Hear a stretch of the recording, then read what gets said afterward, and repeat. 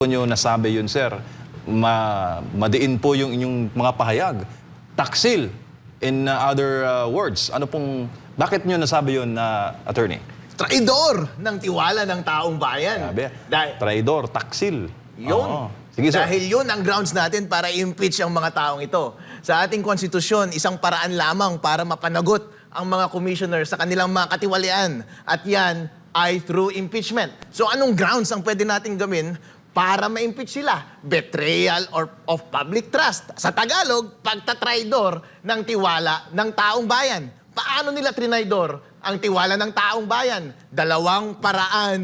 Ang sabi ng batas, dapat ilabas mo yung source code audit report maraming buwan bago mag-eleksyon. Dahil ang taong bayan ay nagtitiwala sa'yo na ipapakita mo sa kanila na ang ating election process ay maayos. Pero ano ang ginawa mo? Itinago mo ng ilang buwan at inilabas mo lang 2 araw bago mag-eleksyon. Ano pa ang ginawa mo? Yung linagay mo sa makina version 3.5. Yung na-review version 3.4. Pagtatraidor ba yon o hindi? Niloko ninyo ang taong bayan. Pangalawa, ang sabi ng batas, dapat yung mga automated counting machines, direktang magpapadala ng data papunta sa COMELEC servers at sa mga transparency servers. Required yan ng batas at mga rules. Bakit ganun ang requirement ng batas? Para kapag magsesend ng data sa COMELEC, kapag manloloko ang COMELEC ng data, syempre mahuhuli ka agad ng mga transparency server. Pero ano ang ginawa ng COMELEC? Ang ginawa nila, bago magpadala pala papunta doon sa mga transparency server, naglagay sila ng data center 3 sa gitna. Ang prinogram nila sa mga automated counting machines, yung mga ipapadala sa mga transparency server, isushoot muna nila doon sa data center 3. So ano na ang mangyayari? Kapag nagpapadala na tuloy yung automated counting machines papunta sa mga COMELEC servers, syempre, pwede nang baguhin ng COMELEC ang mga data na ilalabas nila sa kanilang mga server. And syempre, since hawak nila yung data center 3, pwede na rin nilang i-manipulate yung data na yon para mag-match sa posibleng dinaya nilang data doon sa COMELEC server. Meron pa bang transparency? Wala. Trinaidor mo ba ang tiwala ng taong bayan? Oo. Kaya itong mga commissioner ng COMELEC ngayon, mga traidor kayo at dapat kayong ma-impeach. Sir, batay sa batas, gaano po kabigat ang right to suffrage nating mga Pilipino bilang isang demokratikong bansa? Iyon ang pinakamahalaga sa lahat.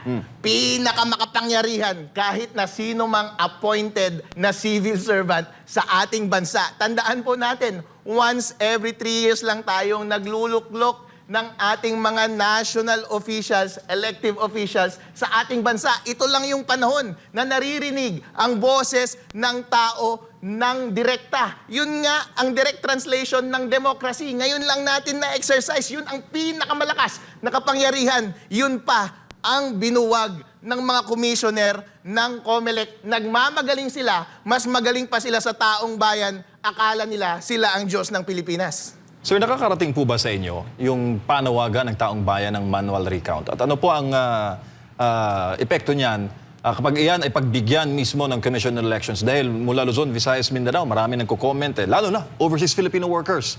Ang konti po ng voter turnout sa nagdaang pong eleksyon dahil nga bawas yung kanilang tiwala sa nagdaang electoral process. O sige, gawin natin yan. Kung gusto nyo ng manual recount, gawin natin. Pero ang katotohanan kasi niyan, hanggat maaari, kapag nag-audit ka talaga ng information systems, hindi mo dapat titignan yung mga post-correcting procedures o ma-verify na wala talagang nangyari sa bagay na natapos na. Kaya nga kapag nag-audit ka, i-audit mo siya ng live as they are carrying out yung computer processes para kapag meron silang maling ginawa, makakapagbigay ka ng opinion about sa reliability ng information na inilabas ng computer system. Hindi dapat siya solusyon sa huli, kundi prevention habang ginagawa. Kasi pagkatapos ng computer process, marami ka nang pwedeng doktorin pagkatapos. Marami ng mga factors na pwedeng gawin. Pwede na nilang baguhin yung mga balota, pwede nilang itago yung mga ballot boxes, pwede na nilang gumawa ng palusot para hindi magawa lahat ng mga bagay-bagay na yan. Tulad ng walang budget, walang manpower, wala tayong resources para gawin yan. hindi natin magagawa ang lahat ng bagay-bagay na yan. Kaya nga, sinasabi ko ngayon pa lang, since bagsak na ang COMELEC sa lahat ng kanilang procedure before and during the election process, bagsak na talaga sila dito sa election process na ito, bagsak sa credibility ang resulta ng ating election. Bago lang si Partner Admar, Sir, isa rin po sa mga pinagdududa po ng ating taong bayan, yung issue po ng overvotes. Ang dami. Anong masasabi mo doon, Sir? Milyon din po ang overvotes. Yung overvotes, hindi ko ma-verify kung yun ay result ng maling transmission or kung yun ay result ng conflicted na source code doon sa makina. Pero baka indication yan. Baka result siya. Pero ang sinasabi ko lang ngayon, yung integrity ng ating software, yung integrity ng ating transmission ay wala na. Kaya hindi ako magtataka kung maraming mga circumstances ngayon na lumalabas na nag-i-indicate na merong widespread fraud. Kaya kapag sinasabi mong may overvotes or kung meron mang ibang bagay na nag-i-indicate ng dayaan, lahat po yan ay valid. At ang bola ngayon ay nasa COMELEC para i-overturn nila yung presumption na sila ay nandaya sa eleksyon na ito.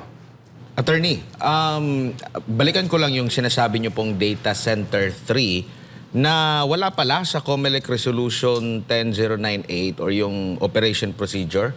Kumbaga, ang nasa operation procedure pala, once na binoto na, pinindot na yung start transmission, sabay-sabay sila dapat doon sa COMELEC na server, pati yung sa, nabanggit nyo po, yung sa mga Citizen Arms, mga PPCRV, NAMFREL, pati sa media, dapat sabay-sabay para may transparency na may kumpara mo yung resulta na natanggap nitong bawat isa na ito. So ang nangyari pala, dumaan pa pala muna sa Data Server 3 bago siya binigay doon sa PPCRV, NAMFREL, media at iba pa. Wala talaga doon sa batas at rules yung Data Center 3 kasi nga illegal. Kasi nga against siya sa principle ng transparency. Ang transparency po, ibig sabihin, dapat lahat tayo sabay-sabay, independently makakuha ng impormasyon. Para kapag nagsinungaling ang isa sa atin, yung dalawa, mahuhuli ako. Kaso nga lang, kung binulungan mo ako ng una, pero kinokontrol ko rin yung impormasyon na daraan sa inyo, malamang lolokohin ko na rin yung impormasyon na darating sa inyo. Kaya kapag gusto kong lokohin ang impormasyon na dumating sa akin, kaya kong gawin yon dahil in-intercept ko sa gitna yung dumaan na impormasyon papunta sa mga transparent parties. Mayroon ding napansin yung mga citizens sa armed group itong delay, pagka-delay din ng nasa 2 oras. So ito yung nakikita nyo na may minaniobra pa muna doon sa Data Center 3 bago na naibigay kasi 2 oras daw eh. Parang hindi daw ganito sa mga nakalipas. Kasi nga, sabay-sabay, kung na-transmit na ito mula mismo doon sa ACM, sabay-sabay na dapat silang nakakatanggap. Pero sinasabi dito sa report ng NAMFREL, 2 oras ang delay. Dapat wala talagang delay, Admar. Kasi nga, pagkapindot mo sa automated counting machine, may signal sa cellular data or may signal sa Starlink, alam mo naman sobrang bilis niyan, dapat diretso ka agad sa COMELEC servers, in split second, darating ka agad sa COMELEC servers at sa transparency servers. Sa aming bayan nga, nag-participate ako sa Board of Canvassers. Mag-manual upload kami doon kasi 2 makina ay offline nung gabing iyon. So kailangan namin kunin yung USB para dalhin doon sa proceedings namin at i-upload namin mismo. Nakita ko yung pag-upload. Alam niyo po ba kung gaano kalaki lang pala yung file na i-upload sa mga server?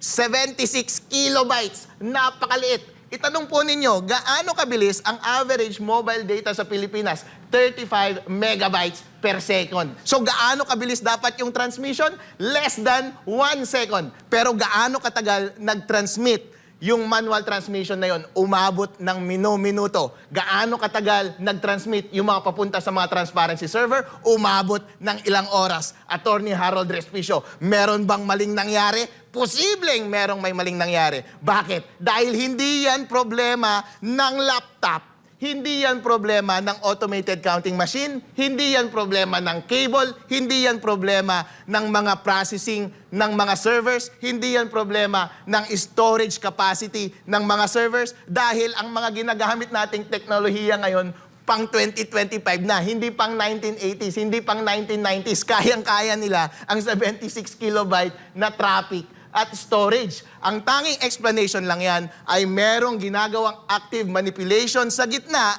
bago mag-landing doon sa kanilang destinasyon.